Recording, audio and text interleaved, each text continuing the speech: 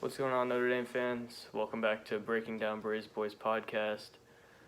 This week we're going to be previewing Pitt Panthers at Notre Dame and Notre Dame at Clemson. Later in the week we'll be previewing that. So I got to do some research and stuff and put it up closer to the game so it'll get better views, I guess. Notre Dame is coming off a big win against Georgia Tech. Actually, all my stuff was kind of proved wrong. They didn't do a fantastic job stopping the pick and roll, and they lost the rebound battle by 10, which is really awful.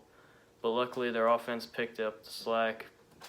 Had a really good effort from John Mooney, tying his career high, 28. Got over 1,000 points, so congrats to him for that. We had TJ Gibbs with 19, who I predicted to be the highest scorer. Had a really good game. Dane Goodwin had 14. Not bad. Pretty much what I'd expect from Dane Goodwin at this point. One of my favorite players to watch on this team. It's right there. And surprisingly, Rex Pfluger, my favorite player of all time up there, 13 points. Mike Bray seemed ecstatic about that. He said a couple weeks ago that's just a bonus from Rex Pfluger because he does all the little things right, all that stuff. But this one is a must-win game as well. And Clemson, if they want any chance going down the road, they're playing Virginia, UNC, Duke, and I believe Louisville in the next 2 weeks. I'll bring previews of all those games, but those games are going to be really tough. If they want to have a little cushion going into those games, they're going to need these two to get a 6-6 record in the ACC. But yeah. The Pitt Panthers, I believe they're 14-8. They're going to be really good. They barely lost to Duke. Their last game was against Miami. So yeah, let's get into my offensive keys for this game are going to be get Prentice Hub going, control the turnover to assist ratio, and work through John Mooney on the offensive side of the ball. First of all, Prentice Hub had a really terrible game once again in South Bend on Saturday. He had 3 points against Tech. You can't expect Prentice Hub to have 3 points. And 5 against Wake Forest on 1 of 10 from 3. That's not what we've grown to expect from Prentice Hub. His road and home splits are crazy.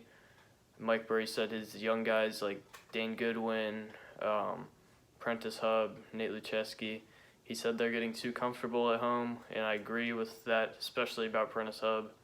He has, what's he averaging, 19 points on the road and 8 at home. Really not ideal for the guy who's probably going to be the future point guard of your program. So yeah, this Pitt team, they're going to score a lot of points, and we have to as well. We can't count on a guy whose scoring is thought to be a bonus in Rex Pfluger to score all our points. We need Prentice Hub to be efficient, score a decent amount of points at least, and be able to run this offense confidently. Hopefully he can bounce back as he hasn't been good in South Bend. My second key is the classic Mike Bray. This will be a key on pretty much every show. Control the assist-to-turnover ratio. This is one of Mike Bray's favorite things. That happens. He's instilled in Prentice Hub, TJ Gibbs, Rex Pfluger, all these guys. Pitt's a team that likes to get out and run on the break. They have a lot of explosive guys, all their guards, downhill guards, really good on the break, really good at jumping passes and stuff.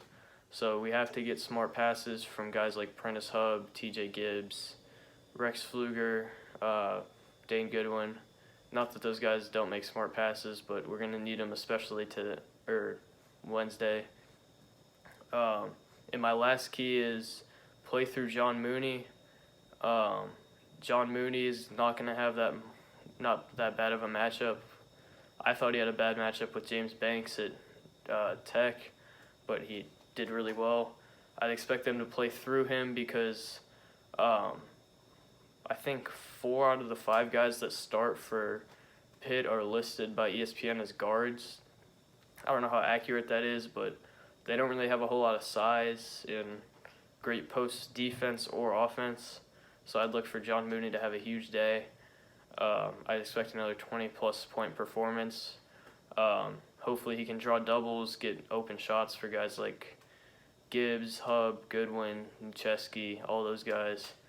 I'd also expect a healthy dose of Jawan Durham if they want to go big on these guys, because Pitt loves to run small lineups. They love to get out in the open floor and run.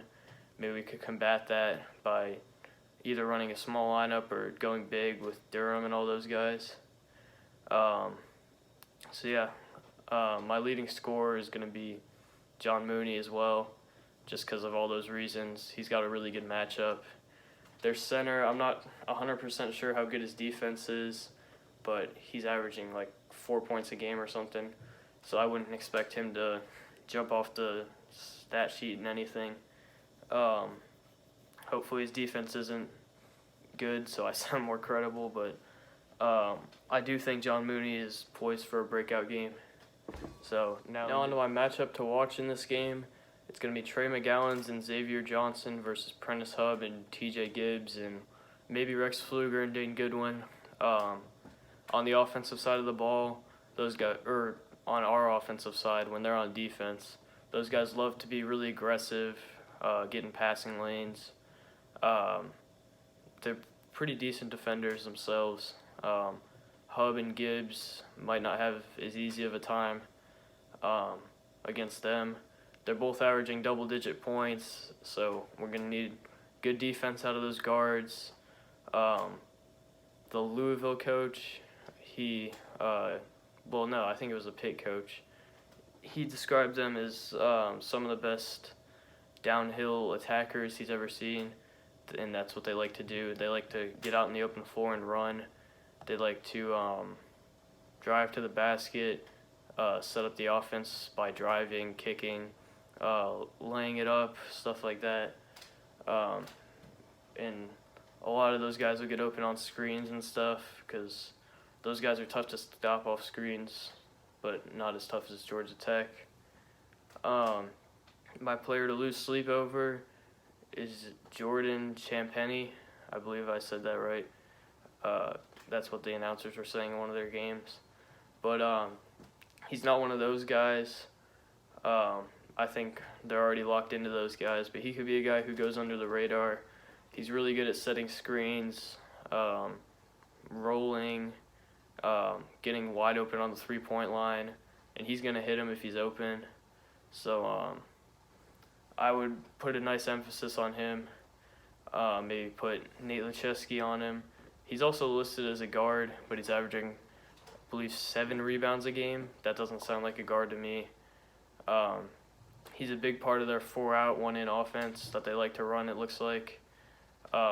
You could see Mike Bray shift into a zone at times because of this, because of those guards. Maybe he's more comfortable giving him threes. My defensive emphasis is stopping those guards from getting in the open court and stopping them from opening up their offense, just like last week when the Georgia Tech ran pick and rolls and stuff. Guys were wide open. That's how their offense works. These guys love to penetrate the zones, penetrate man-on-man, beat their guy to the basket. That's how their offense works. Another thing to consider is, I think the guy's, how do you say this, Audrice Toney. He's another guy that goes under the radar. He had 27 points against Duke. He's also pretty explosive. So I don't know if he's the biggest concern, but he's part of that depth that they have. He can get going, as he showed in that Duke game. He had 27 points, his career high.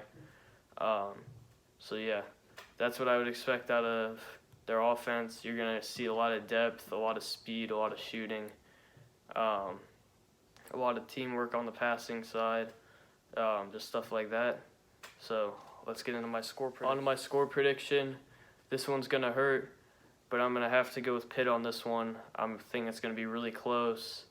I'm just really scared of this Pitt team and how explosive they are, stuff like that. I think it'll be in the 70s probably, maybe like 76, 72, 76, 74. I think this game could go either way, though. Feels bad picking against Notre Dame, but I just don't think we can rely on guys like Rex Pfluger. As much as I like the guy, he's my favorite player of all time. He's not an offensive player. That's not his game. We can't rely on John Mooney to score 28 points every night. I don't know. We got to get more production out of Dane Goodwin, like we had in that last game. Prentice Hubb's got to step up like a lot. He's got to get in the teens. He's got to play great defense. TJ Gibbs has to do the same, but he's done that. He's shown he can do that every game. They got to work through John Mooney, let him set up the whole offense, feed him. What I could see is maybe Hub and Gibbs aren't doing a great job defensively. They could run zone. They could do a lot of things. Maybe put Nick Jogo in there. Put Rex Pfluger man-on-man with one of those guys. But yeah, I'm not going to get my hopes up for this one. But if they can pull this out, they're in a really good spot going into that Clemson game. But I don't know. What I've seen from them lately, even with those 2 wins, those weren't against great teams. And I think that Pitt team's a lot better than these teams they've been going against. So I'm going to have to pick Pitt, but this one hurts. I really hope they can pull this out, though. Thank you guys for watching.